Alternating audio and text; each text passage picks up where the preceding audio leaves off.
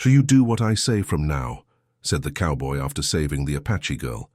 The wind whips across the dry plain as a wounded girl kneels in the dirt, her wrists still marked from the rope that held her. A lone rider drops a bloodied knife at her feet, his voice low, not asking but claiming. Something in his tone tells her that rescue may come with a different kind of price. The sun burns low over the barren land, turning the horizon into a line of fire. The Apache girl staggers forward, her steps uneven, breath ragged. Her hands shake as she reaches for the canteen tossed toward her. She hesitates, unsure if it's a gift or a command. "Drink," the cowboy says, not looking at her, his eyes fixed on the trail behind them.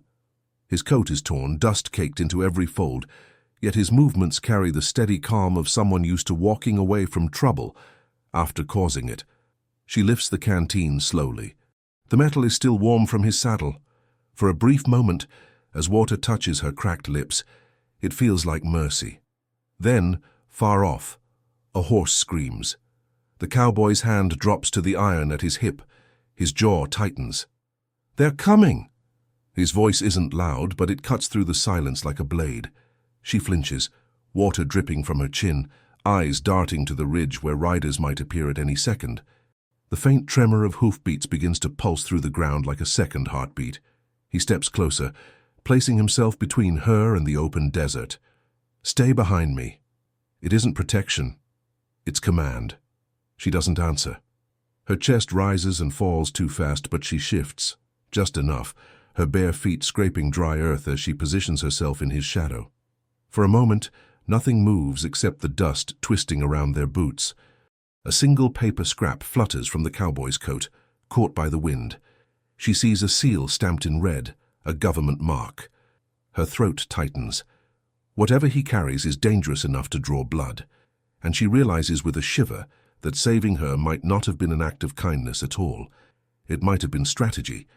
A distant gunshot cracks the sky. The cowboy doesn't flinch. "From this moment," he says quietly, eyes fixed on the horizon, "you listen to me if you want to live." The sound of the next hoofbeat is closer.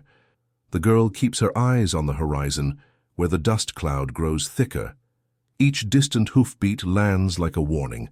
The cowboy stands in silence, adjusting the strap of his rifle without hurry, as if this moment has already happened before in some forgotten town. He glances once at her, then steps forward through the brush, scanning the ridgeline with practiced calm. "Take the knife," he says. The blade lies in the dirt where he dropped it earlier, stained dark. She doesn't move. His voice hardens. "You'll need it." She crouches slowly and picks it up. The handle is still warm from his grip. She turns the weapon in her hand, feeling the weight, unsure if it's meant for defense or obedience. The wind shifts, carrying the faint smell of smoke. "Why help me?" she asks. He doesn't turn. "Didn't say I did." The girl's breath catches. She grips the knife tighter. Around them, the land stretches in every direction, dry and empty, except for the ridgeline where a flicker of movement catches her eye. She squints. A glint. Sunlight off metal. Rifles. "They found us," she whispers. The cowboy nods once, as if he expected nothing else. He steps to his horse and checks the saddle straps, tightening them with efficient precision. She watches his hands, steady even as the hoofbeats grow louder, closer. "I can run," she says quietly. "You don't need me." His eyes lift to hers. "You won't get 10 steps." The girl looks at the open land. No cover, no water, no safety. His words settle heavy in her chest. She stays where she is. A moment passes in silence, broken only by the steady thud of approaching horses. He lowers his voice. "They won't shoot right away." She frowns. "Why not?" "They'll want to talk first." The idea chills her more than gunfire. She shifts uneasily, bare feet pressing into hot sand. He steps closer and drapes a torn piece of cloth over her shoulders, a scrap from his coat, frayed at the edges. The gesture is rough, not gentle, but it shields her skin from the sun. "Why do that?" she asks. He secures the cloth with a knot. Sun burns slower than bullets. Her heart pounds. She doesn't thank him. He doesn't expect it. The wind picks up, lifting dust around them, making the horizon blur like a mirage.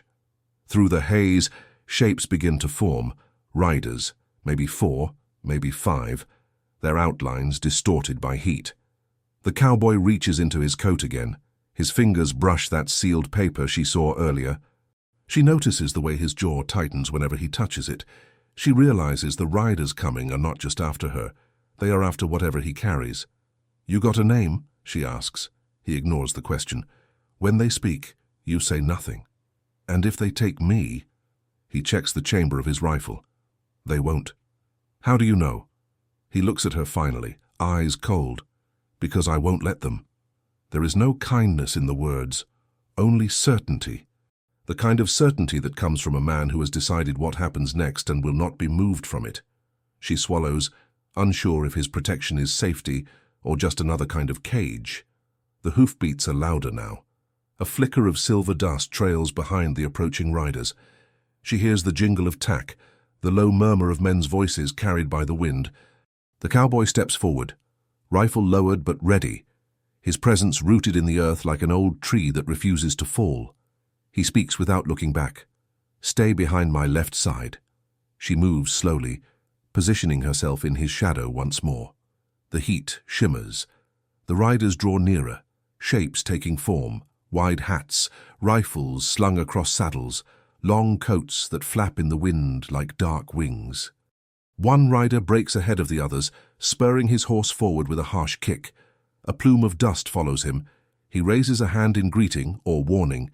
His coat carries a badge, dull against the sun, half hidden under a strip of leather. The girl's breath hitches. She recognizes that kind of coat government issue.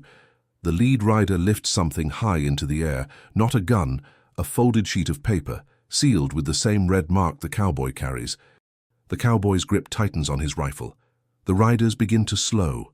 The wind goes still. Then another sound. Behind them. Soft. A twig, snapping in the brush.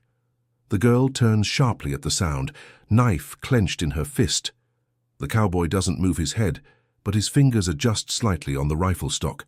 A twig snapping behind them means one thing. Someone wasn't with the riders. Someone circled behind. He speaks without turning. "Tight eyes forward." She hesitates, but his tone leaves no room for argument. She shifts back into position behind his left side. The dust cloud ahead thickens again as the riders begin to dismount. Spurs click, metal boots grind gravel. A voice calls out from the front. "Step away from the girl." The cowboy doesn't answer. His rifle stays lowered, but the air around him feels coiled, like a hammer waiting to fall. The girl studies the men dismounting, 4 of them. All armed, but none with their rifles raised yet. "Show your hands," another man says. The cowboy's voice stays even. "Yours first." The men pause. Their leader, the one with the badge, steps forward. He's older, coat dusty, face drawn tight, like rawhide. He studies the cowboy with narrowed eyes, then glances at the girl. "She's Apache," he says. "You know the law." The cowboy doesn't blink. "I know many laws." The badge-wearing man lifts his paper higher. "By order of the territorial office, any native found beyond assigned grounds is to be returned for processing." The girl's fingers tremble. Processing. She knows what that means. Chains, wagons, the long walk back to confinement. Her heartbeat drums like hoofbeats inside her ears. She glances up at the cowboy. His face gives nothing away. "Hand her over," the man says calmly. "No trouble for you." The cowboy steps forward once. The girl almost stumbles to keep behind him. "Not yours to take," he says. The badge man tilts his head slightly. "Then yours." The question hangs in the air like smoke. The cowboy's jaw works once, slow and deliberate, before he speaks. "She rides with me." It's not compassion, it's claim. The badge man lowers his paper slowly. His eyes harden. "You understand what you're doing." The cowboy's voice remains steady. "Do you?"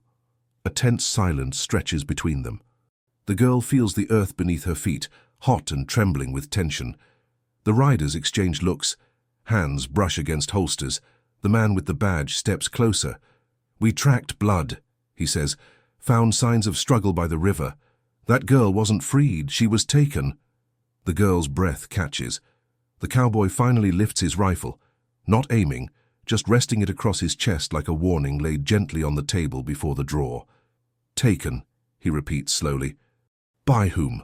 The badgeman shifts his stance. Dust swirls around his boots. "You carry government papers.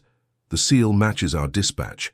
That makes you either a courier," his eyes flicker to the girl, "or a thief."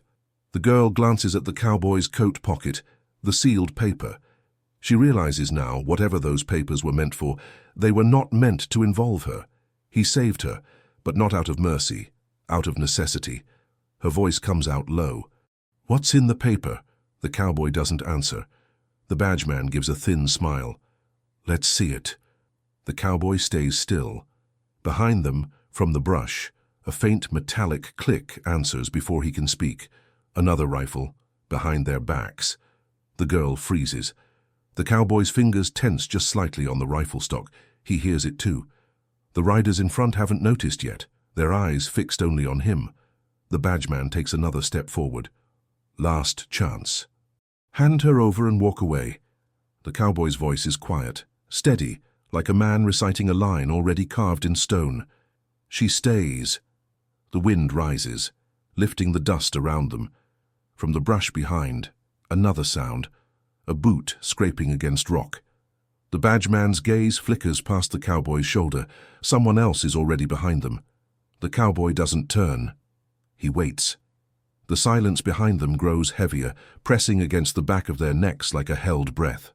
The girl shifts just enough to glance over her shoulder. She sees only brush and shadow, then a small glint of metal catching the sun. Someone is crouched low, hidden in the scrub. Rifle barrel aimed directly at the cowboy's spine. The badged rider raises an eyebrow. "You brought company." The cowboy speaks without moving his head. "That rifle isn't mine." The men in front exchange glances. Unease ripples through their formation. The badgeman lifts his hand, signaling his men to hold position, but it's too late. The girl feels the shift in the wind, the sudden drop in sound.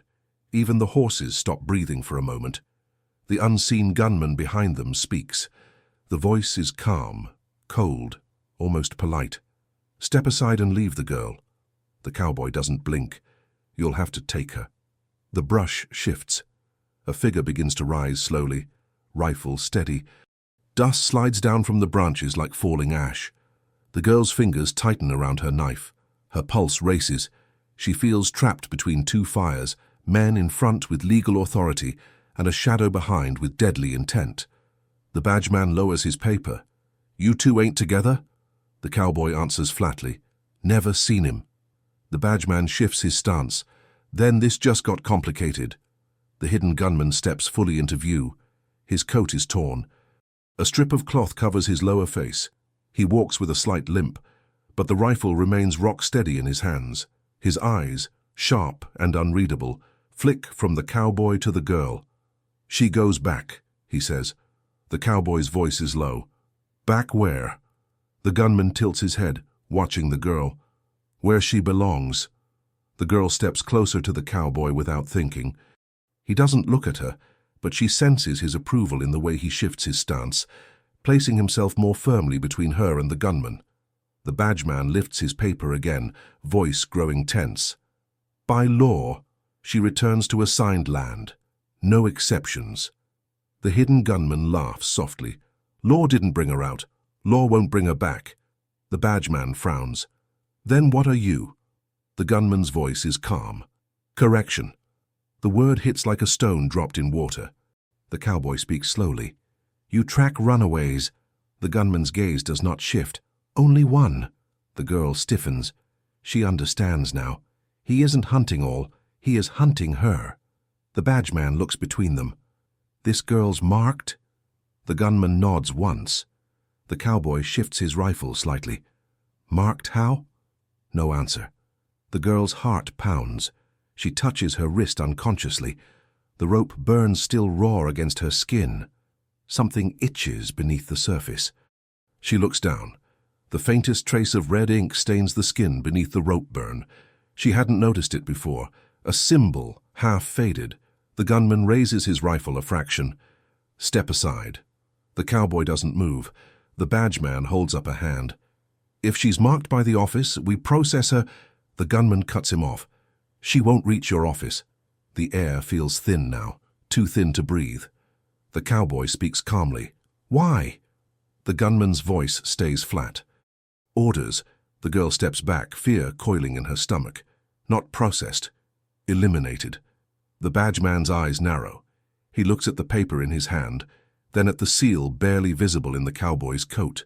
Something clicks behind his eyes. Understanding. Fresh anger. You're not carrying an arrest notice, he says to the cowboy. You're carrying a transfer. The cowboy doesn't answer. The badge man's hand tightens around his paper. That girl's not supposed to go back. She's supposed to disappear. The wind falls still. The gunman lifts his rifle. The cowboy turns his head slightly. Not enough to expose his chest, just enough to angle his rifle. The girl's grip tightens on the knife. Then another sound, a distant bell. Ringing. Slow. Hollow. From somewhere beyond the ridge. The bell echoes across the dry land, one slow toll rolling over the plain like thunder trapped in metal. The riders freeze. Even the hidden gunman seems to pause, his rifle held steady, but his eyes shifting toward the distant ridge where the sound comes from. The girl listens. The bell is too far to belong to a town, too slow to be a warning. It sounds more like a signal. The cowboy angles his head slightly. Church bell. The badge man squints at the horizon. There's no church out here. The gunman speaks low, almost to himself. Not a church.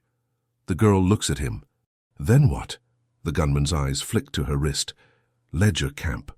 The words sink cold. She has heard the stories. A place not listed on maps. A holding ground before transport. No witnesses, no records. Once taken there, names are crossed out. Some say the bell tolls each time someone new is marked for removal. The bell rings again. Slow, final. The cowboy shifts his stance. His voice stays level. You'll have company soon. The badge man lowers his paper. His men glance at each other, uneasy. One of them mutters, "We weren't told about a camp." The gunman adjusts his aim slightly, rifle still fixed on the cowboy. "You weren't meant to know." The badge man's face tightens. "We're operating under territorial office authority." The gunman replies without emotion. "Not high enough." The tension between the two factions becomes a blade, sharp and invisible, hanging in the air between them. The girl can feel it pressing against her skin. The cowboy's grip on his rifle tightens just slightly. He isn't talking now. He's calculating, watching their hands, their eyes, their feet. The badge man speaks slowly. "If this is higher, where's your paper?" The gunman doesn't answer. He only glances at the sealed document tucked inside the cowboy's coat. The badge man follows his gaze, and realization flickers again. "You stole that dispatch," the badge man says softly. The cowboy finally speaks. "I took what needed taking." The badge man steps back. Dust shifts under his boots. "Then you're not on official business. You're a thief with a native in custody." The girl raises her voice before she can think. "I'm not his prisoner." The cowboy speaks at the same moment. "She rides with me." Their voices overlap. The gunman watches, eyes steady, unreadable. The badge man nods slowly. "Then by law, she shares your charge. Theft of government property, desertion, harboring an unprocessed native." The girl feels the earth tilt beneath her. The gunman lowers his rifle a fraction. "She's marked," he says again. The cowboy glances at her wrist. The faint red ink glows under the sunlight like a wound. The girl grips the cloth at her shoulder, pulling it tighter to hide the mark. The cowboy speaks low. "You want her alive?" The gunman's voice is calm. "I want her gone." The badge man steps forward. "She stands trial." The gunman's eyes narrow. "Trials leave records." The badge man tenses. "Better a record than a grave." The gunman tilts his head. "Not for her." The cowboy lifts his rifle slightly, the barrel rising an inch. Dust swirls around his boots in a slow spiral. The bell rings again, softer now, like it's further away, or closer, but muffled by walls. The girl's pulse thunders. She looks between the riders, the badge man, the gunman, then back at the cowboy. 3 paths, all leading somewhere dark. The cowboy speaks without taking his eyes off the gunman. "You two want different ends," the badgeman answers. "She goes back under guard." The gunman answers, "She won't return at all." The cowboy nods once. "Then you're in each other's way." A sharp silence follows. The badgeman shifts his weight. His men glance nervously at the gunman. The gunman doesn't move, but the rifle stays trained, finger resting steady on the trigger. The girl watches them all, breathing shallow. The wind dies completely. Then, another sound, a wooden wheel creaking from beyond the ridge. Slow, deliberate. A wagon is coming. The creak of the wagon wheel grows louder, dragging through the still air. The riders shift uneasily, their horses stamping at the dry ground. The bell has gone silent, but its echo lingers. 3 tolls, each one heavier than the last. The girl feels it vibrating in her ribs, as if the land itself were holding its breath. The cowboy adjusts his stance. "We move," he says quietly. The badgeman raises his hand. "Nobody moves till I know who's coming." The gunman turns his head toward the sound, expression unreadable. "You'll know soon enough." From behind the ridge, the wagon appears, slow, deliberate, pulled by 2 mules coated in dust. A canvas covers the back. The driver's face is hidden under a hat pulled low. No markings on the wagon, no flag, no insignia. Nothing that says who it belongs to. The badgeman steps forward, voice firm. "Identify yourself." The driver doesn't answer. The wagon rolls closer, wooden wheels crunching over dry gravel. The air feels thicker now, carrying the scent of something metallic. Not blood, iron, maybe oil. The mules grunt, heads jerking from the weight. When the wagon finally stops, it does so exactly between both groups, like a line drawn in dust. The cowboy speaks first. "You expecting this?" The badgeman shakes his head. "No dispatch." The gunman lowers his rifle slightly, though his eyes narrow. "They don't send paper for this kind of work." The girl peers at the wagon. The canvas is old, ripped near the edges. Through the tear she can see the shape of something wooden, square, heavy. A crate. Several crates, each one stamped with a burned mark, the same red seal as the paper in the cowboy's coat. The cowboy studies the crates, his voice low. "Same office?" The gunman nods once. "Ledger delivery." The badgeman frowns. "Ledger? For what?" The gunman's gaze doesn't leave the wagon. "Names." The girl's stomach turns. "Names of who?" The gunman finally glances at her. "People who won't be found." The words settle like ash. The cowboy's jaw tightens. The badgeman curses under his breath. "That's not part of any charter I've signed."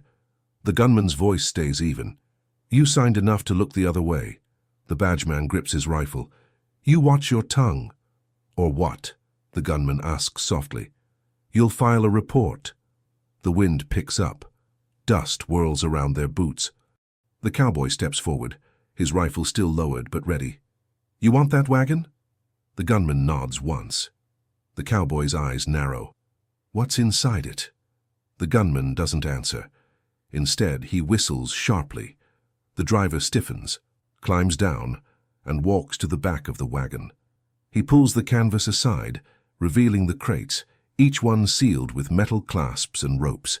The driver opens one.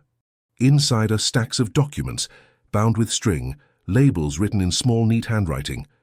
The badgeman steps closer, reading one of the slips.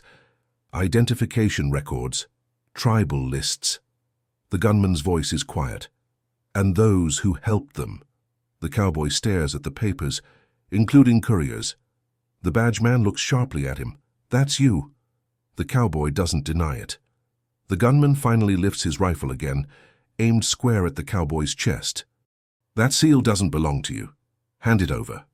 The girl steps back, her knife trembling in her hand. The badgeman raises his rifle as well, though his aim shifts toward the gunman now. "No one's handing anything till we get answers." The gunman's eyes stay cold. "You're already standing in the answer." The wind snaps the canvas against the wagon frame like a whip. The mules bray nervously. The cowboy looks from one to the other, calculating. Too many rifles. Too few chances. He takes one slow breath. You start shooting here, the ledger burns. The gunman's eyes narrow. You wouldn't. The cowboy's voice is steady. Try me. A standoff freezes the air. No one blinks. The girl stands between them all, breathing fast, her knife shaking. She doesn't know who will fire first, but she knows whoever does will end everything. Then, something moves inside the wagon. A dull thump.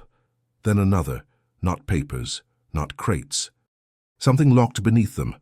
Alive. The driver turns pale. The sound comes again. A hand, maybe, striking wood from inside. The girl whispers, "Someone's in there." The cowboy lowers his voice. Or something. The gunman shifts his rifle slightly toward the wagon, face tightening for the first time. The badgeman mutters, "That wasn't supposed to happen." The driver takes one step back, eyes wide. The next sound is sharper, wood splitting under pressure. Then a voice from inside the wagon, hoarse, low, half-choked. "Help me." The girl stares. The cowboy moves first. He takes one step toward the wagon. The gunman fires. The gunman's shot splits the silence, echoing across the plain. The report rolls over the dry land like thunder. The cowboy ducks, dragging the girl down beside him as the bullet smashes through the wagon's sideboard.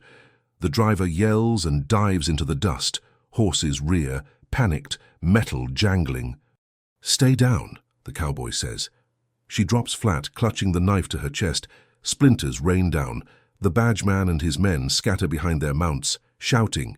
The gunman chambers another round, scanning the wagon for movement. His voice cuts through the chaos. "You shouldn't have come here." The cowboy crawls toward the wagon's rear wheel, using the axle as cover. He peers through a gap in the wood. No second shot yet. Just the faint creak of leather as the gunman shifts position. The girl crawls after him, dragging herself through the dirt. He glances back. "You hit." She shakes her head. Her breathing is ragged, eyes wide, pupils blown with fear.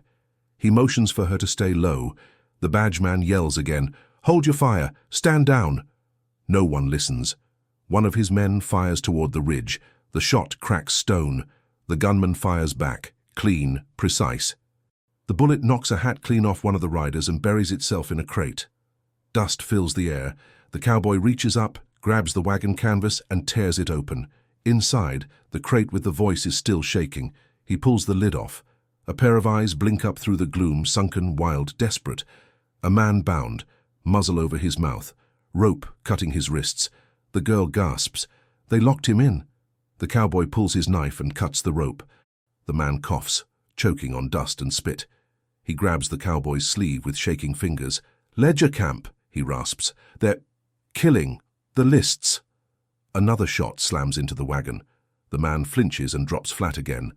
The cowboy looks toward the ridge. The gunman's still there, firing in short bursts to pin them down. The badgeman shouts, "Cease fire or I'll put you down myself." The gunman's reply is cold. "Try." The cowboy looks at the freed prisoner. "Who are you?" The man swallows. "Clark. Was moving the ledgers. They didn't want the records left." The girl stares at the papers spilling from the broken crate. Each one bears a seal, lines of names, markings beside some. She looks down at her own wrist. The red ink matches. "They're burning people," she whispers. "Not paper." The cowboy checks the chamber of his rifle. 2 rounds left. "We end this quick." The man tries to rise, staggering, but the cowboy pushes him down. "Stay." He signals the girl toward the wagon's opposite side. "When I move, you run east." She hesitates. "What about you?" He looks past her, scanning the dust. "I'll find you." Her jaw tightens. She doesn't believe him, but she nods anyway. The gunfire stops suddenly. The world falls still again except for the moan of wind through the rocks. The cowboy knows what that means. The gunman's repositioning. He edges out from the wheel and spots a shadow shifting among the brush, higher up the slope. He aims, steady and slow. The rifle kicks. The shot hits rock inches from the target. The gunman dives aside, rolling down the hill in a shower of dust. The cowboy fires again, missing, then ducks back as bullets snap through the wagon wall. The badge man takes advantage of the distraction. He steps into view, rifle raised. "Drop it!" he yells at the gunman. The reply comes fast, a single round that blows his hat off and buries itself in the dirt by his boots. The badgeman retreats, swearing. His men huddle low, confused, unsure who's enemy anymore. The cowboy checks his rifle, empty. He tosses it aside and grabs the revolver from his hip. The girl watches, trembling, as he edges toward the front of the wagon. The freed clerk whispers, "Don't go out there." The cowboy's tone is calm. "Can't stay here." He steps out, revolver drawn. The dust storm rises just then, a sudden gust that whips grit into the air, blinding light and shadow twisting together. Through the haze, the gunman's silhouette appears, moving closer, rifle ready. The cowboy fires twice, misses. The gunman fires once, hits wood. The girl grips the edge of the wagon, trying to see through the storm. Shapes blur and shift. One of the badgeman's horses breaks loose, galloping wildly. The freed clerk crawls toward the fallen rifle, desperate. Then, cutting through the chaos, a new sound, a whistle, long, high, shrill, from the direction of the ridge. The gunman freezes, so does the cowboy. The girl stares into the storm, eyes wide. What is that? The cowboy lowers his gun slowly. Signal. For what? He listens. The whistle repeats, 3 notes this time. Shorter, closer. He answers quietly. For the rest of them. The wind howls across the plain, carrying the whistle's echo through the dust like a curse that refuses to fade. The cowboy turns his head toward the sound, his eyes narrowing against the blowing sand. The girl crouches low behind the wagon, clutching her knife so tight that her knuckles turn white. The freed clerk curls up against the cracked wheel, mumbling through cracked lips, words half swallowed by fear. "They're coming," he says. "They always come after the whistle." The cowboy reloads his revolver with slow precision. "How many?" The clerk shakes his head. "Never saw the end of them." The gunman steps into view again through the dust. His coat flaps open, revealing a small tin badge, tarnished and bent. He isn't militia, not anymore. Something older, something left behind when the territory changed hands. His voice comes calm, steady as before. "You had your warning." The cowboy raises his gun. "You fired first. I missed on purpose." The cowboy frowns. "Doubt it." The gunman doesn't answer. He tilts his head, listening. The sound of the whistle fades, replaced by something heavier, the dull rumble of hooves. Many coming fast. The badgeman and his remaining riders hear it too. They scramble to regroup, shouting commands that the wind steals away before they're finished. The girl edges closer to the cowboy. "Who are they?" He doesn't look at her. Not law. Not army. Then what? Collectors. The word hangs cold in the air. She's heard it before, whispered by elders long gone, men who rode out after nightfall, gathering the ones marked for correction, never bringing them back. Paid by the office, protected by no flag, loyal only to coin. The gunman steps back into the haze. They'll take her. And the papers. "Hand you if they have to." The cowboy calls out, "You working for them?" The gunman doesn't answer. He just lowers his rifle and fades into the storm, swallowed by dust. The cowboy turns toward the girl. "Get the clerk up." She drags the weak man to his feet. He stumbles, almost falling again, but she holds him steady. The cowboy grabs the saddle strap of his horse, tightens it, and glances toward the east. "We move before they crest the ridge." The badgeman blocks his way. "You're not going anywhere." The cowboy stops. "Step aside." The badgeman lifts his rifle. "That paper stays with me." The cowboy's eyes flicker toward the wagon. "You read it?" The badgeman's mouth tightens. "Enough to know what you've done." The girl watches between them. Her voice is small but sharp. "What did he do?" The badgeman keeps his aim steady. "He took something meant for destruction." "Those ledgers list everyone the office moved, sold or erased, including your kin." The girl's breath catches. She looks at the cowboy, searching his face for truth. He doesn't speak. The silence between them says more than words could. The badgeman continues. "They sent him to burn it, but he didn't. He ran." The cowboy's voice is low. "I wasn't burning truth." The badgeman scoffs. "Truth doesn't change a grave." The wind shifts again, and with it, the distant thunder of hooves grows louder. The girl turns toward the sound. The horizon shakes with dust, dark and rising like smoke. She sees faint flashes, sunlight glinting off metal. The flicker of banners, the reflection of glass. Riders, dozens, maybe more. The cowboy grabs his horse's reins. "Move!" The badgeman takes a step forward. "You'll die out there." "Maybe," the cowboy says. "But not here." He mounts the horse in one fluid motion. The girl helps the clerk climb onto the back, then glances at the cowboy for permission. He nods once, and she swings up behind him, clutching the cloth at his coat. The badgeman yells, "You can't outrun them." The cowboy's reply is a rasp, "Not trying to." He spurs the horse forward. Dust bursts around their hooves. The wind roars. The girl holds tight as they race away from the wagon, from the papers, from the men who can't decide whether to chase or hide. The freed clerk leans forward, shouting over the wind, "They'll hunt you till sundown." The cowboy doesn't answer. His eyes stay fixed on the horizon where the land dips into a ravine. He rides as if he knows the way. The girl looks back once, seeing the badgeman's riders forming lines, arguing, hesitating. The wagon behind them still shakes faintly, as if the dead weight of the records isn't done breathing. They reach the edge of the ravine, where the ground falls away into a winding path cut through stone. The cowboy reins the horse in sharply, scanning below. Old tracks, boot prints, ashes from a dead fire. Someone's been here recently. He dismounts. "We walk." The girl slides down. The clerk almost falls again, but she catches him. The cowboy crouches, touching the ground. 4 riders, 1 wagon. She looks down. The gunman. He nods. And whoever he's meeting. They start down the path. The air grows cooler between the walls, the echo of each footstep bouncing off rock. The girl keeps glancing behind, expecting shapes to appear at the top of the ridge. Nothing yet, just wind and dust swirling above them. The clerk speaks softly. "You can't fight them all?" The cowboy doesn't look back. "Never said I would." The clerk wipes blood from his lip. "They'll come for me first. I signed the books." "Then you know where the others went," the cowboy says. The clerk nods. "Every name, every mark, every route." The girl asks, "Why keep records if they're killing them?" The clerk's voice cracks. "To count profit." They walk on in silence for a time. The ravine narrows, forcing them single file. The cowboy goes first, then the girl, then the clerk stumbling behind. Overhead a hawk circles once, calling out, its cry thin and sharp. The girl's voice breaks the silence. "Why save me?"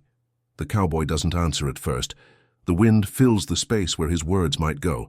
"Finally saw," he says. "Didn't know I was." She frowns. "You could have left me." He stops walking. Turns just enough for her to see the edge of his jaw. "Could have left a lot of things." They move again. The ground begins to level out, opening into a shallow basin of dry reeds. A broken fence line cuts across it, posts half buried in sand. Near the far edge sits a burned-out chapel. Only the bell tower remains, half collapsed, the bell itself hanging sideways on one rusted chain. The girl recognizes the sound before the cowboy does, the same bell that tolled before the wagon appeared. The clerk whispers, "Ledger post." The cowboy's hand goes to his revolver. "You sure?" The clerk nods. "They use the bell to signal transfer." "Transfer of what?" The clerk looks at the girl. "People." A faint creak comes from inside the chapel. The cowboy signals for silence. They crouch low, moving along the wall. The girl grips her knife. The clerk clutches the edge of her sleeve, trembling. The cowboy peers through the doorway. Inside, dust floats in slanted light. Benches overturned, scorch marks across the floor. In the corner, a figure sits bound to a post, head bowed, hands tied. The girl steps forward, whispering, "Another prisoner." The cowboy shakes his head. Too still. He enters first, gun raised. The girl follows close behind. When he reaches the bound figure, he touches its shoulder, and the whole body slumps forward, lifeless. The rope cuts deep into dried flesh. Whoever it was has been dead for days. The clerk stumbles inside, gasping, "That's one of mine." The cowboy looks at him sharply. "From the ledgers?" The clerk nods, covering his mouth. He tried to stop them, tried to expose it. The girl kneels beside the body. Something catches her eye, a folded scrap tucked into the man's sleeve. She pulls it out and hands it to the cowboy. He unfolds it, a small map, faded ink, marked routes, circles drawn across the territory. Red crosses over several, the girl points. Those places, the clerk leans closer. Camps, everyone burned after transfer. The cowboy studies the map, jaw tightening. They're clearing evidence, the clerk whispers, and witnesses. Before he can say more, the sound of hooves echoes again, closer this time, rolling down into the ravine. The girl runs to the doorway, peering out. Dust clouds rise from the ridge, shapes moving fast, dozens of them. "They found us," she says. The cowboy pockets the map, grabs his rifle and moves to the wall beside the door. "How far to the next outpost?" The clerk shakes his head. "Nothing within a day's ride." The girl's voice trembles. "Then where?" The cowboy looks toward the burned bell. "Down." He moves to a half-collapsed stairwell behind the altar. The stones crumble under his boots, revealing a narrow path leading underground, dark, cold, smelling of dust and old iron. The clerk hesitates. "You think it's safe?" The cowboy doesn't stop moving. "No, but it's cover." They descend one by one. The light fades behind them. The girl keeps her hand on the wall, feeling the damp chill rising from below. The clerk's breathing grows heavier with every step. The tunnel widens into a cavern, a storage space maybe, once used for grain or tools. Old crates line the walls, half rotted, filled with scraps of paper, bones, burned wood. The cowboy lights a match. The faint glow spills across the stone. On the far wall, carved deep into the rock, are words in English and Apache both. The girl squints, reading aloud. "Names taken, names kept." The clerk's face pales. "They marked them here too." The cowboy moves closer to the carving. "Who did this?" The clerk's voice shakes. "We did, before they took the records." The match flickers, dies. Darkness swallows them. Only the echo of distant hoofbeats filters through the tunnel entrance, muffled by earth. The girl whispers, "They're getting closer." The cowboy reloads the revolver again. Then we don't wait. He starts toward the deeper passage, branching from the chamber. The girl follows, guiding the stumbling clerk. The tunnel bends sharply, then opens again, this time into a chamber lit by a single shaft of light from above. Beneath the light stands a wooden chest. Not new, not ancient, but heavy and locked with iron clasps. A red seal burned into its lid, the same mark again. The office's emblem. The girl stops. Another ledger. The cowboy approaches. The light catches the edge of his face, half-shadowed, half gold. Maybe what they died for. The clerk reaches trembling hands toward it. "That's not supposed to be here." The cowboy draws his knife and pries the lock. It gives with a metallic snap. He lifts the lid slowly. Inside, dozens of folded letters, wax-sealed, official, but one rests on top, different, not stamped, handwritten. The paper yellowed, edges burned. The cowboy unfolds it. The handwriting is uneven, desperate. It reads, "To whoever finds this, stop the transfers." They are not relocations. They are erasures. The land, the people, the truth, all burned together. The last camp stands by the river, bend beneath the black cliffs. When the bell tolls twice, it means the fire has started. The cowboy reads the last line twice before folding it away. The girl's voice breaks the silence. "How many camps left?" The clerk whispers. "One." The cowboy tucks the letter into his coat. "Then that's where we go." Above them, faint but clear, comes the bell again. 2 slow tolls. The girl looks up. "That means—" The cowboy finishes for her. "They've already lit it." The bell's second toll fades into stone. The cowboy closes the chest, then tears a strip from his coat and wraps the girl's wrist where the red mark burns. The cloth is rough but cool. She flinches, then steadies. He knots it tight. "Thank you," she whispers. "Don't thank me yet," he says. A dry crack echoes overhead. Dust sifts down from the tunnel mouth. Hoofbeats again, closer, pressing against the earth like a drum. The clerk looks at the chest, then the passage. "They're above us. They can't see the entrance," the cowboy says. "They don't need to," the clerk answers. "They smell smoke." The cowboy takes a breath. We move now. They retrace their steps to the chapel stair. The light near the top burns harsh. Outside, the wind has dropped. The world waits. The cowboy halts at the last step, listening. No voices, no rattling tack, just the hush of heat. He crouches low and peers over the edge. The basin looks empty. The ridge quiet. The burned bell hangs crooked as before. "Clear," he says. He helps the clerk up. Then he offers his hand to the girl. She grips it, climbs the final step, and lands beside him. For a flicker of a moment, his hand stays on her shoulder. Then he lets go. "East," he says. "River bend, black cliffs." The clerk nods faintly. "I can guide you." "You'll ride," the cowboy says. "Don't fall." They cross the basin, heads down, moving along shadow where the bell tower hides them. The cowboy keeps the revolver low. The girl watches the ridge, scanning for glints. The clerk drags his feet, each breath rasping. "Water," the girl says. The cowboy passes the canteen. The clerk drinks too fast. The cowboy takes it back, leaves a mouthful. He taps the neck. "Save it." They reach the ravine edge. The horse waits where they left it, ears twitching. The cowboy lifts the clerk first, then the girl. He swings up last and turns the animal toward the eastern cut, following a narrow thread of trail-hugging stone. "Watch the ledge," he says. The girl nods, arms tight around his waist. The clerk clings to the saddle horn. The horse moves with careful steps, hooves scraping shale. The valley opens slowly, the world widening into shimmering heat and far-off hills. The air carries a new scent now. Not dust, not iron. Smoke. "Already burning," the clerk murmurs. "How far?" the girl asks. "Ahead 1 hour," he says. "If we live it." They ride in silence for a stretch. The wind pulls at the torn cloth on her wrist. She adjusts it, hiding the red mark. The cowboy notices. He says nothing, but his shoulders set harder. A bird lifts from the rocks ahead, then another. Something spooked them. The cowboy's hand falls to the revolver. "Riders?" the girl asks. "Maybe." The trail dips into a dry wash. They slide down, hooves sending pebbles skittering. The wash curves left, then right, like a river that forgot water. The walls rise on both sides, a narrow throat of rock. The girl whispers, "Trap." "Keep low," the cowboy says. They move faster, the horse picking its way along the sandy bottom. A glint flashes on the rim, then a second glint.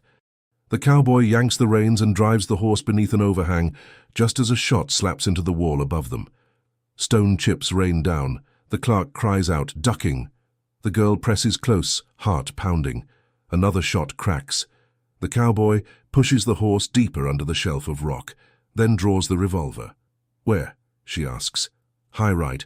Another left," he says. "How many?" "Enough," he points. "When I fire, we move to that bend." "To what?" she asks. "Smaller target," he says. He leans, fires twice toward the right rim. A man curses. The cowboy heels the horse. They lunge forward, hooves digging into sand. Bullets smack the walls. A shard slices the girl's cheek. She tastes iron. The cowboy keeps them low, hugging the shadowed side of the wash, hugging turns that break sight lines. The clerk is shaking. "They'll ride down behind us." "They'll try," the cowboy says. A shout rises ahead. Another rider stands in their path, blocking the wash, rifle leveled. His coat carries no badge. His face is wrapped with cloth, the same quiet uniform of men who erase names. The cowboy doesn't slow. "Hold." The girl grips tighter. "He'll shoot." "He won't," the cowboy says. "Why?" "He wants me," he says. The rider ahead hesitates. His eyes fix on the cowboy's coat where the paper rests. The ledger seal. He aims for the chest. That half-second is enough. The cowboy jerks the reins, slamming the horse into the left wall and kicking off, launching them past the rifle's muzzle. The shot winds harmless into stone. The cowboy fires once in passing. The rider spins, drops to a knee, then vanishes behind dust. They drive on, pushing hard. The wash turns one last time and spills into open ground, a flat stretch of scrub, then a faint trail pointing east. Smoke now smudges the sky in a grey stain. The clerk gasps. There, far off, a dark line rises, cliffs like black teeth. Between them, a cleft where a river should run. Even from here, the girl sees a flicker of orange in the gap. Fire. The cowboy keeps the horse moving, muscles coiled, eyes scanning for motion. Behind them, shouts grow thin. Either the ambush broke or the riders chose to wait ahead. The open ground leaves them exposed, but it also gives space to run. "Faster," the girl asks. "Not yet," he says. "Why not?" "Because they're listening." "For what?" "Hoofbeats," he says.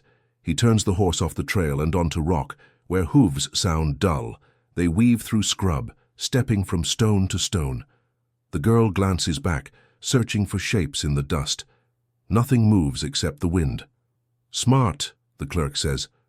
"Don't praise me yet," the cowboy answers. They crest a small ridge. The land falls away into a shallow basin. In the basin stands a single structure, an old wayhouse, stone half collapsed, door hanging loose. On the door, a scrap of paper pinned with a knife. The cowboy reins in. He lowers the girl to the ground, then the clerk.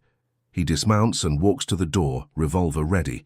He studies the paper, the same red seal again, pressed crooked. He pulls the knife and takes the scrap. "What is it?" the girl asks. He reads, "Transfer complete. Burn ledgers. Remove witnesses." The clerk wheezes. "They already passed through." The cowboy scans the basin. Wheel ruts, boot prints, ash in a barrel, the kind of tidy mess men leave when they think the world belongs to them. He points east. "Mount up." The girl touches his sleeve. "Wait." He looks down. She is staring at the wayhouse floor. Something small lies near the doorframe, a ring of iron. It's snapped, edges still bright, as if broken today. "Shackle," she says. The clerk swallows. "They took more than ledgers." The wind changes. It carries a new sound, soft, irregular. At first it seems like the wind itself is catching between stones. Then the girl hears it clear, breathing, not theirs, small, fast. She points to a gap in the low wall. The cowboy steps over, crouches, and peers into the shadow. A pair of eyes stare back, wide, wet, terrified. A child pressed into the hollow, wrapped in burlap, hands bound with twine. The girl drops to her knees. "It's all right." The child flinches. "Don't take me." The cowboy sheaths the revolver. He cuts the twine with a quick slice. The child recoils first, then inches forward, trembling. The girl lifts the burlap, touches the child's hair. Gentle. The first soft thing in a hard day. "I won't hurt you," she says. The child's voice is a whisper.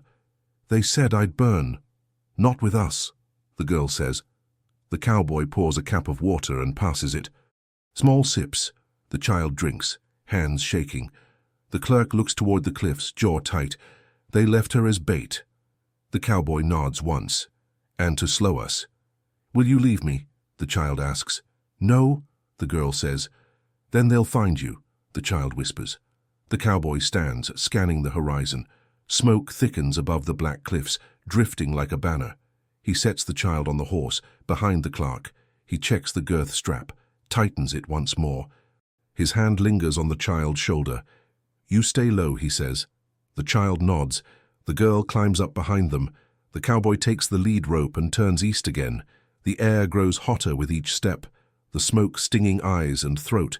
The ground underfoot shows many prints now, some small, some dragging. The child buries her face against the clerk's back, silent.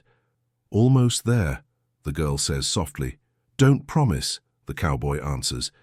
They reach a rocky rise. Beyond it, the river bend cuts the land.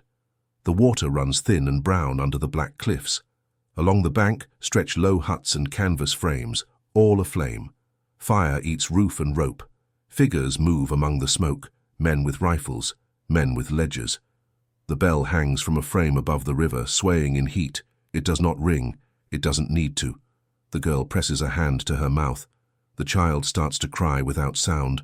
The clerk trembles, fists clenched. The cowboy studies the layout. "Look for the wind." "It blows west," the girl says. "Then we enter from east," he says. "And the men?" she asks. "We cut them from the river," he says. "How?" the clerk asks. "Break the bell frame," he says. "Drop it across the path." The girl nods. "I'll do it." The cowboy shakes his head. "I will." "You can't be everywhere," she says. He looks at the child, then at the smoke. He weighs time against fire. He makes a choice. "Fine," he says. "When the bell falls, you run." "To where?" she asks. "Toward the shadowed cliff," he says. "There's a seam." "You sure?" she asks. "No," he says. The clerk hands the girl a charred pole found in the wash. "Use this," he says. "Hook the chain." She grips it, testing the weight. "I can do it." The cowboy takes the horse's bridle and leads them into the smoke. They move low, using burned frames and stacked crates for cover. Ash falls like gray snow. Sparks hiss in dry grass. The breath of the fire is a rough animal sound, panting in waves. The men in the camp shout to each other, voices ragged. No one looks east. The bell frame looms ahead, black iron against orange sky. The chain hangs low, heat-warped. The girl glances once at the cowboy. He nods. She slips from cover, hugging shadow, sliding from post to post until she reaches the frame. The child watches from the horse, eyes wide and bright through soot. The girl raises the pole. Her arms tremble but hold. She hooks the chain and pulls. It grates, heavy. It doesn't give. She grits her teeth, pulls harder. The chain screams. Heads turn. "Now," the cowboy says. He stands, firing 3 short shots into the air, drawing eyes to him. Men shout and charge his way. The girl yanks the chain again. The link snaps. The bell tilts, lurches, and slides from its frame. It falls. The ground shakes when it hits. Every head whips toward the sound. Then, beneath the collapsing frame, something else moves. A door in the ground. Wood rimmed with iron, jarred loose by the bell's weight. It springs up an inch. A hatch. From below it, a voice rises. Muffled. Urgent. "Down here!" The sound comes again, sharper now, beating up from the earth like a heartbeat. The girl crouches beside the broken bell, brushing away ash from the iron hatch. The voice below is urgent, rough. "Open it before they come back." The cowboy pulls his revolver, glances once toward the burning huts, then drops to one knee and rips the hatch free. Smoke belches up, carrying the stink of sweat and damp earth. A ladder disappears into black. He peers down. Who's there? A cough, then survivors. How many? 3, maybe 4. Some hurt. The cowboy looks to the girl. "Get the child clear." She nods, leading the small one behind a charred wall. The clerk hovers near the horse, shaking. "We can't stay. They'll circle back." The cowboy lowers himself into the hole. "Then don't wait." He vanishes into shadow. The air below is thick and hot. The smell of burned grain and flesh mixes in the dark. He moves by touch until a flicker of light shows ahead, an oil lamp trembling in the hands of a man crouched by the wall. Behind him, 2 women and a boy sit against stone, eyes wide. "You came from the office?" the man asks. "No," the cowboy says. The man studies him. "Then why carry their mark?" The cowboy glances down at the seal on his coat. "So they wouldn't shoot first." The man nods slowly. "They'll be back soon. Where does this tunnel go?" "Riverside," the man says. "Under the black cliffs. It's how we fetched water when they fenced us in." The cowboy checks his revolver, then his pockets, 1 cartridge left. He hands the lamp to the man. "Get them ready. When you see light from above, move fast." The man frowns. "And you?" "I'll clear the way." He climbs back up. The smoke from the camp drifts thicker now, swirling in the heat. The girl meets him at the hatch. "Children down there." "4 people. You lead them when I signal." She nods, jaw set. He looks toward the riverbank. Shadows move through the firelight, riders, maybe 6, fanning out, rifles glinting. They move with purpose, checking each hut, tossing torches into anything still standing. The cowboy whispers, "Collectors." The clerk shakes his head. "We can't fight 6. We won't." "What then?" "Noise," the cowboy says. He moves to the fallen bell and wedges his knife under the rim. He tilts it so the iron lip scrapes rock. The sound rises, long, dragging, metallic. The riders stop, heads turning. 1 points, Two break away toward the bell. The cowboy motions to the girl. Now. She waves toward the hatch. The clerk hurries the survivors up one by one, faces black with soot. The child goes last, clutching the girl's sleeve. "Go east along the river," the cowboy says. "Stay low." "What about you?" the girl asks. He looks toward the riders closing in. "I'll meet you past the bend." "You won't," she says quietly. "Maybe not," he replies. The girl hesitates, then reaches for his wrist. The cloth she tied there is stained from the fire, but she tightens it once more. "Then take it anyway," she says. He nods once, then turns away. The riders shout. A rifle cracks. The bullet punches through the bell and rings it true. The sound is deep and hard and rolls across the camp like thunder. The cowboy fires back twice, both shots measured. One rider falls, the others fan out. The girl leads the survivors into the reeds. The child looks back only once. The cowboy keeps firing until the revolver clicks empty. He drops behind the bell's carcass, breathing hard. He can hear the river now, its low hiss under flame, its promise of cool running through heat. The riders close in, careful now, using the burning huts for cover. One calls out, "You can't keep them, stranger. The lists are done." The cowboy doesn't answer.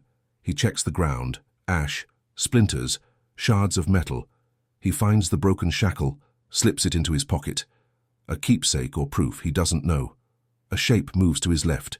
He rolls, grabs a fallen rifle, fires from the ground. The shot kick sparks off a cart, misses, but the rider stumbles, spooked horse-rearing. The cowboy crawls toward the river edge, heat searing his lungs. He reaches the bank. Water laps black against stone. He plunges his burned hand in, letting the shock of cold bite deep. Behind him, the collectors regroup, calling orders. They think he's trapped. Maybe he is. He looks east, where the reeds sway, where the girl and the others have vanished. For a second he imagines their silhouettes rising through smoke, the child's small hand clutching hers. It steadies him. The leader's voice cuts the night. "Bring him alive." The cowboy lifts his revolver again, empty though it is. He stands in plain sight, the river at his back, his shadow long across the fire. Then he hears another sound, distant but sharp. Not a gun. A whistle. 3 notes again. Short. Short. Long. The collectors freeze. Their leader looks toward the cliffs, face gone pale.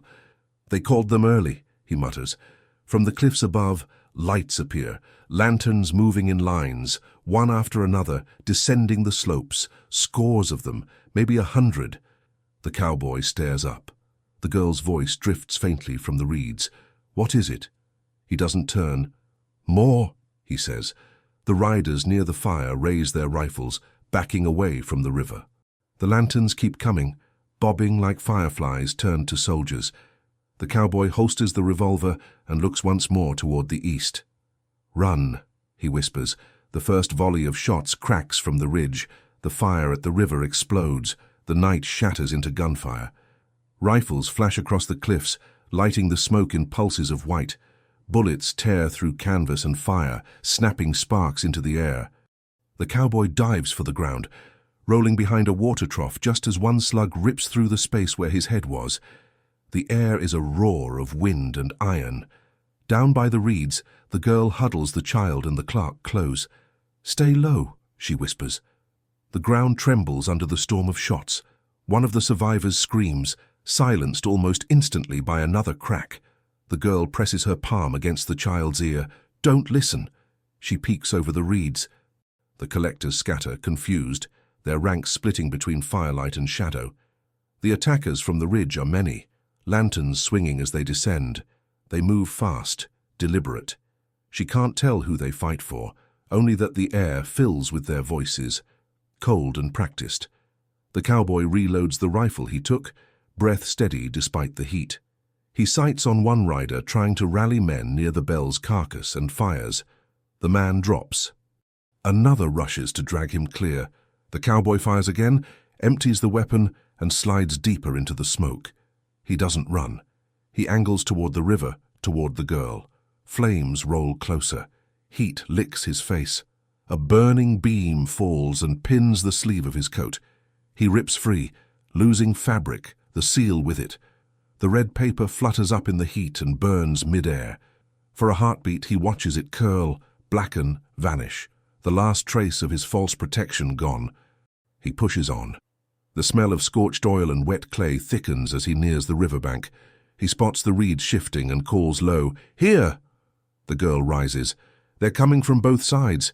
He grabs the child's arm and the clerk's shoulder, hauling them toward the dark bend where the river curves under the cliffs.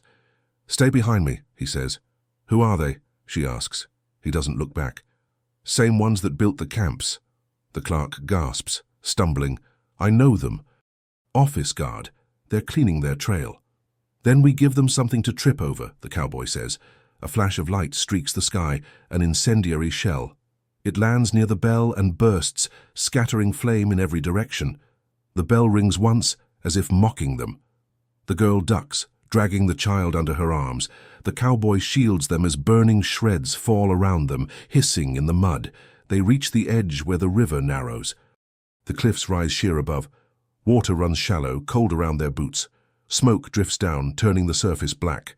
The girl looks up. No way out. The cowboy studies the cliff face. There's always a way. He spots a crack, narrow but tall, hidden by hanging vines. "Through there." The clerk shakes his head. "It's a dead end." "Then we make it an end they can't cross," the cowboy says. He pushes the group forward through the water. The crack opens into a narrow cut, barely wide enough for two at a time. Cool air leaks through, carrying the smell of stone and moss. The noise of the battle muffles behind them, replaced by the slow echo of dripping water. The girl's voice trembles. What if they follow? The cowboy turns, crouching at the entrance. Then they'll choke on smoke. He grabs a fallen branch from the river, wraps cloth around it, and lights it from the smoldering debris floating past. He jams it into a clump of reeds and mud at the mouth of the gap. The fire catches, small at first, then crawling upward. He fans it once with his hat. It takes. He backs into the crack as the flames climb. The orange glow turns the rock walls gold, then red. Smoke begins to fill the gap. Behind it, shouts grow faint. The air thickens. The girl coughs. "We can't breathe here." He nods. "Just far enough." They press deeper until the walls widen slightly into a hollow. The child curls against the girl's side, trembling. The clerk slumps against the stone, breathing hard. The cowboy kneels in the dark, listening. For a long time there is only the roar of distant fire and the faint hiss of burning reeds. Then a voice filters through the smoke, familiar, clear, steady. The gunman. "Still alive down there?" The cowboy stiffens. He steps closer to the glow. "You again. You should have stayed gone," the gunman says. "I don't listen well." "I told you they'd take her." "They took plenty," the cowboy replies. A silence stretches, broken only by crackling fire. Then the gunman says, "You don't understand. There's no ledger anymore. There's just the land they built over it." The cowboy lowers his head. "Then I'll dig." "You'll die first," the gunman says. "Maybe," the cowboy answers, "but not alone." He fires through the smoke. The shot echoes against stone. No answer comes, just the echo fading down the ravine. The girl stares at him, wide-eyed. "Did you—" "Don't know," he says. "Don't care." The clerk wipes soot from his face. "If that was the last of them, we could—" A new sound interrupts him. Low at first, then rising, a groan of stone. The heat from the fire has weakened something above. A slab of cliff shifts. Pebbles rain down. The girl pulls the child close. The cowboy looks up, sees cracked spider across the roof. "Move!" They scramble deeper as the entrance collapses in a roar of falling rock and ash. The light vanishes. Dust fills the air. The ground shakes. For a few seconds there's nothing but the noise of stone closing behind them. Then silence. The child whimpers. The girl coughs hard, then whispers, "We're sealed in." The cowboy strikes his last match. The flame flickers weakly, showing a narrow tunnel ahead, sloping upward. He stares into it for a long second. "Not yet," he says. He motions them forward. We climb. The tunnel narrows, forcing them single file. The match burns low, smoke curling from the cowboy's fingers as he leads the way. The air is cooler now, damp and metallic. Water drips somewhere ahead, echoing off the stone like slow footsteps. The girl follows close behind, one hand on the child's shoulder, the other tracing the rough wall. The clerk limps last, muttering under his breath. Names, maybe prayers, maybe both. Every few steps, the ground shifts beneath them, loose gravel giving way to old planks half buried in mud. "How far?" the girl asks quietly. "Till it stops rising," the cowboy says. "Then what?" He doesn't answer. The tunnel climbs sharper, each breath tasting of salt. A faint shimmer appears ahead, light, weak, but real. They move faster. The cowboy keeps the revolver ready, though he knows it's empty. Habit keeps his hand there, not hope. The tunnel opens at last into a chamber carved from the cliff itself. The roof arches high, blackened by smoke from years of torches. In the center, water seeps from a fissure and trickles into a shallow pool before running out through a narrow crack to the open river below. The girl exhales. "We made it." The cowboy scans the chamber. "Not yet." On the far wall, a series of symbols are etched deep into the stone, Apache and English both. The girl steps forward, running her fingers across the grooves. "These again." The clerk kneels beside the pool, washing blood from his wrist. They kept records here too, the first ones, before the ledgers went to paper. The cowboy frowns. "Records of what?" "Names," the clerk says. "Families taken before the ink was invented to erase them." The child tilts her head. "That means they can come back." The clerk looks away. "No one comes back, child." The cowboy studies the markings. They circle around the same phrase repeated. "The land remembers." He speaks the words low, like a prayer that doesn't belong to him. "The land remembers." The girl looks at him. "Then it remembers her too." "Who?" he asks. "The one you lost," she says softly. He stares at her. His mouth tightens, the answer half swallowed. "You don't know what you're saying." "Yes, I do," she says. "You looked at me like you'd seen her ghost." He turns away, shoulders stiff. "Keep moving." She doesn't. "Who was she?" The silence stretches. The child watches them both, confused, while the clerk lowers his head as if hearing something not meant for him. Finally, the cowboy says, "She was the first one I couldn't save." The girl steps closer. "And you think saving us changes that?" He meets her eyes. "No. It's just the next thing I can do." Before she can speak again, the tunnel behind them trembles. Dust falls from the roof. A faint metallic clink echoes, a sound too deliberate to be stone shifting. The cowboy raises his head. "They're not all dead," he says. The clerk goes pale. No one could have survived that collapse. The cowboy listens again. The sound repeats, boots scraping, slow and steady. Then a beam of light cuts through the crack they entered from, lantern glow. Someone prying at the rocks. "Get down," he says. The girl pulls the child close. The clerk hides behind a boulder. The cowboy moves to the pool, crouching low. He watches the light shift, flickering as hands dig at the entrance. Then, a voice, low, ragged, unmistakable. "The gunman." "You can't hide in the land," the voice calls. "It keeps no secrets." The cowboy grips the revolver tighter. "You're still breathing." "Not for long," the gunman replies. "You made a mess they'll never forgive." "They started the fire," the cowboy says. "You carried the match," the gunman answers. The girl whispers, "He followed us through the smoke." The cowboy stands slowly. His voice carries across the chamber. "You came this far to finish me." "No," the gunman says, "to finish what the office started."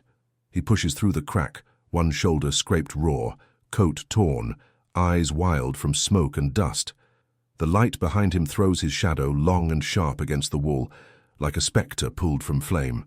The cowboy steps forward. "You don't have to do this." The gunman lowers his rifle. "You don't understand.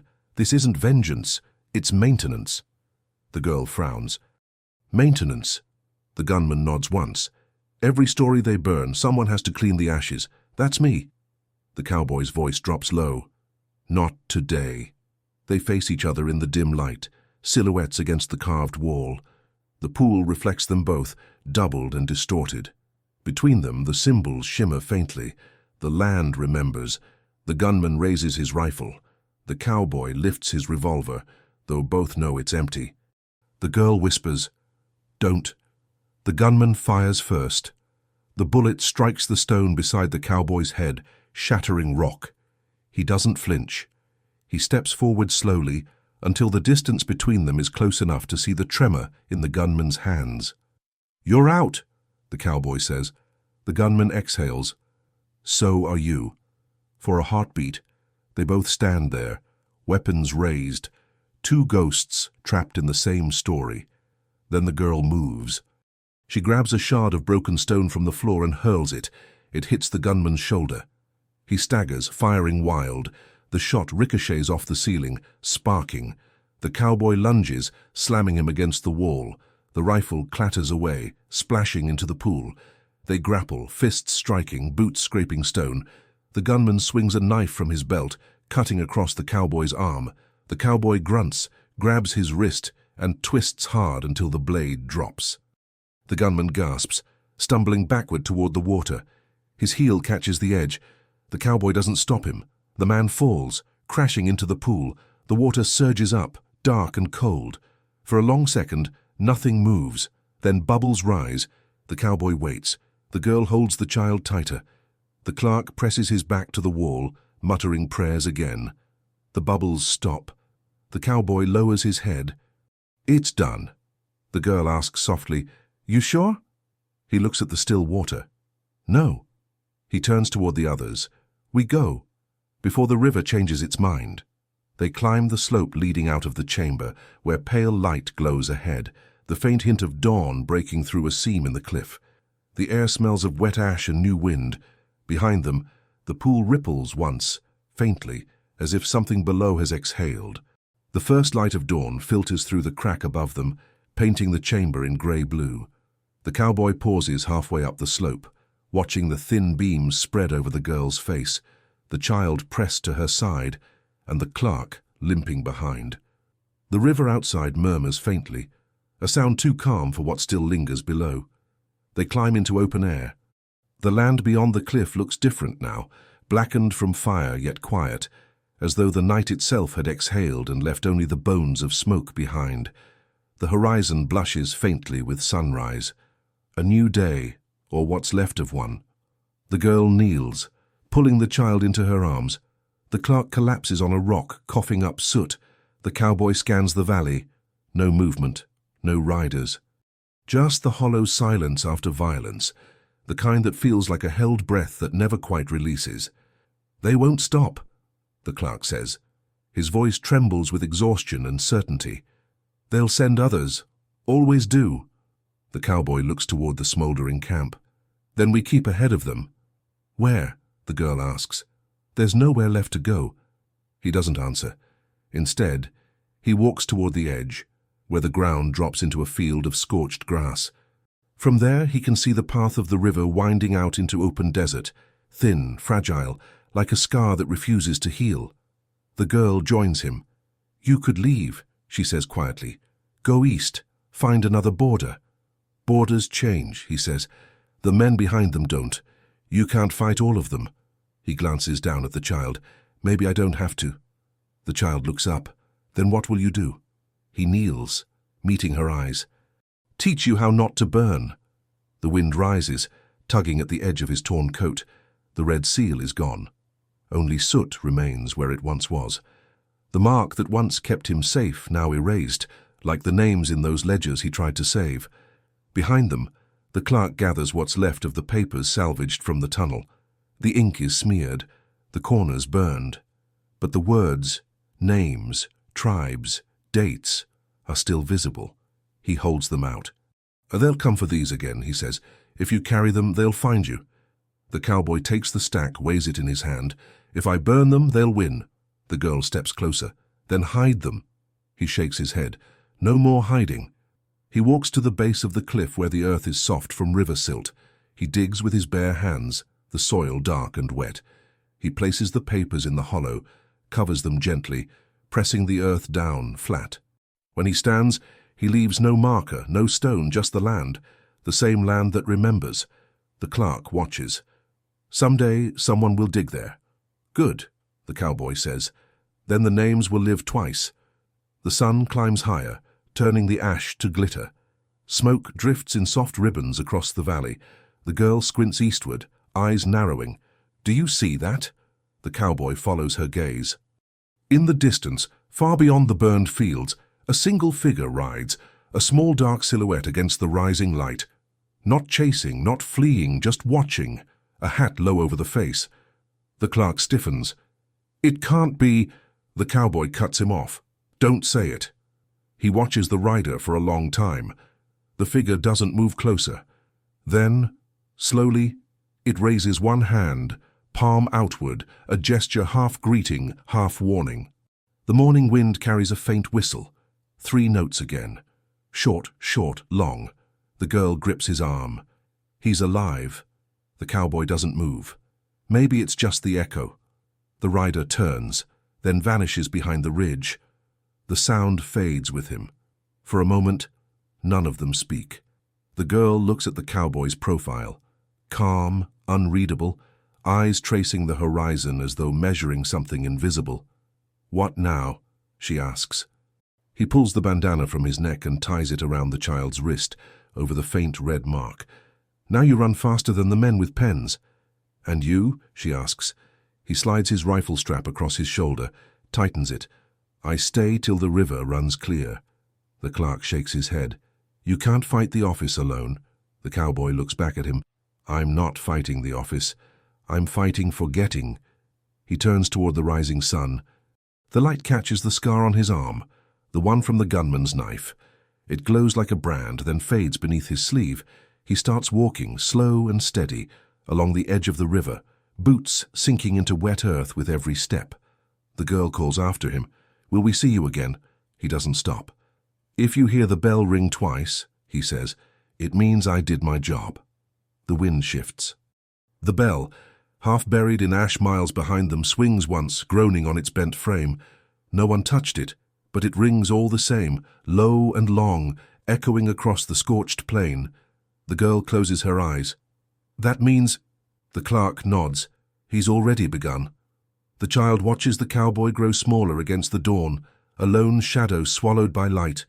The smoke parts around him like curtains drawn to let a story end.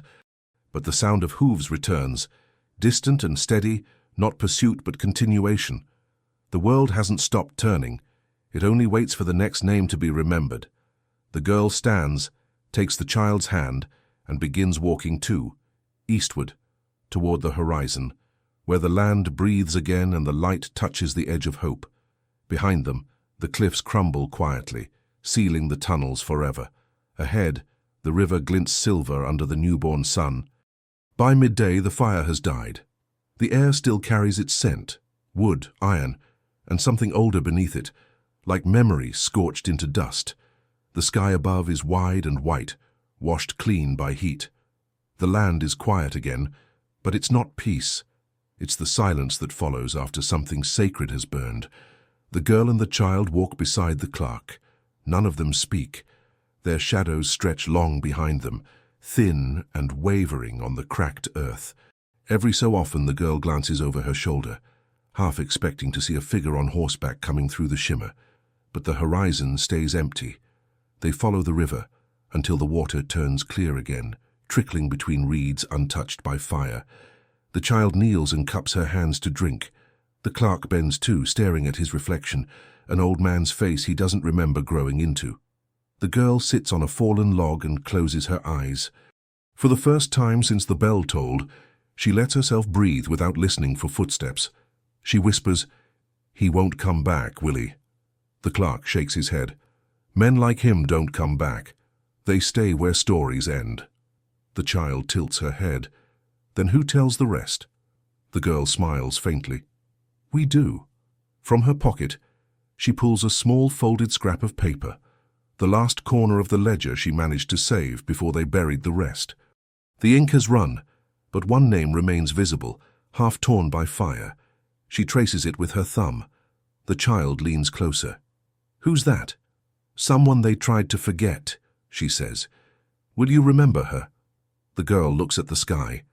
Every time the wind blows from the west, the clerk gathers a few sticks and builds a small fire, though it's barely warm. He says it's to boil water, but they all know it's to make the place feel human again. When the flame catches, the child hums softly, an old melody, broken and unsure of itself, but still alive. As they sit, a shadow passes over them. The girl looks up, high above. A hawk circles, silent, tracing slow spirals through the clear air. She watches it until it fades into the light. The clerk pokes at the fire. "You think he made it?" The girl answers without hesitation. "He always makes it. But how can you know?" She looks at the water, where the reflection of the sun flickers like an eye that never closes. "Because the land remembers." The wind rises, rustling the reeds. It carries a faint metallic sound from far away. A dull, slow ring, once, then twice. The clerk freezes. "That sound—" The girl stands, facing the west. "He said if the bell rings twice—" The child finishes for her. "It means he did his job." They all listen. The echo fades, swallowed by distance, but the silence it leaves behind feels different, lighter somehow. The girl picks up the small ledger scrap and folds it again, tucking it inside her vest. She looks down at the child. "Come on." "Where?" the child asks. "To find the others," the girl says. "The ones still waiting for their names." The clerk looks up. "You can't save everyone." "Maybe not," she says. "But someone has to start again."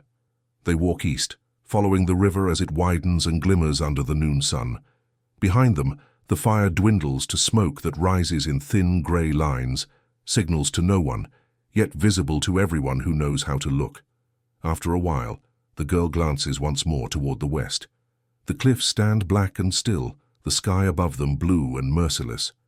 Somewhere beyond that horizon, a lone rider might still be moving, boots heavy with dust, coat torn, hat low, carrying nothing but what he's already lost and what he refuses to let die.